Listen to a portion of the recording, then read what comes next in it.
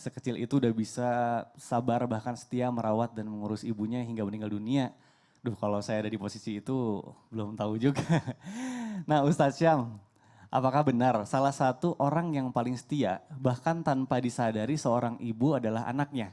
Dan jika kelak dewasa, seorang anak malah tidak setia serta tidak mau mendengarkan ibunya seperti lebih mendengarkan teman atau orang lain. Nah, apakah ini ada hubungannya akibat seorang ibu tidak mau mendengarkan curhatannya sejak kecil? Gimana? Mohon penjelasannya, silakan Ustadz Syam. Bismillahirrahmanirrahim, menyambung daripada tausiah kami sebelumnya karena masih bersambung terus ya tentang orang tua dan anak. Tabe kembali guruku Ustadz Maulana, Mikdad dan juga seluruh guru kami yang dimuliakan Allah Subhanahu wa taala. Allah Subhanahu wa taala berfirman sebelum Luqmanul Hakim memberikan wejangan terhadap anak-anaknya, maka Allah Subhanahu wa taala mengingatkan dulu kepada Luqmanul Hakim supaya menjadi seorang yang bijak, supaya menjadi seseorang yang benar-benar memberikan penuh rasa cinta terhadap pendidikan anak-anaknya.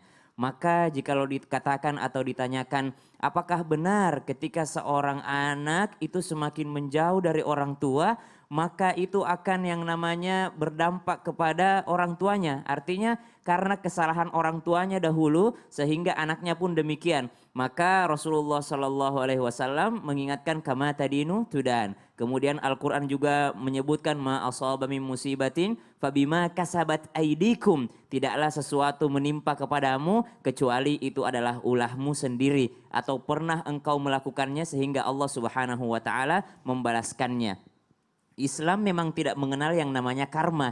Jadi kita tidak diajarkan dengan yang namanya karma. Tapi hukum karma ini sejalan atau sejurusan dengan hukum yang ada di dalam agama kita. Sebagaimana engkau memperlakukan orang lain, maka engkau akan diperlakukan seperti itu pula. Ketika seorang anak masih kecil, ketika dia minta duit sama orang tuanya, dikasih, minta ini dikasih, ketika minta ini dikasih. Maka ketika dewasa tanpa adanya pendidikan yang luar biasa yang diberikan orang tuanya, maka ketika anaknya sudah bisa nyari duit sendiri, mereka sudah tidak peduli lagi sama orang tuanya. Kenapa? Karena saya sudah bisa dapat duit, saya sudah bisa dapat materi, orang tua saya cuma bisa memberikan ini. Tapi berbeda ketika seorang orang tua adalah mendengarkan cerita seorang anak di waktu kecilnya, maka ketika dia nanti orang tua dengan izin Allah Subhanahu wa taala, maka sang anak pun akan mendengarkan ceritanya. Ketika mendidik dengan penuh cinta, maka akan dibalas dengan cinta pula. Begitulah Rasulullah Sallallahu Alaihi Wasallam mengajarkan secara fitrahnya manusia.